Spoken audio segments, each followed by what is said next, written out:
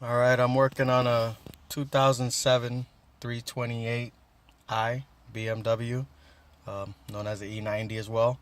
Getting a weird noise frequency out of the speakers during certain triggers. As like if I open the door here, it won't do anything, but then it gets started a couple seconds later.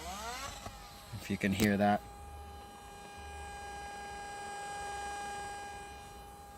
I can shut the door and the noise will continue.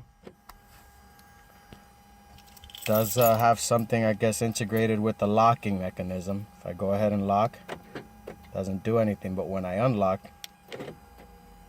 another buzz starts to happen in the background.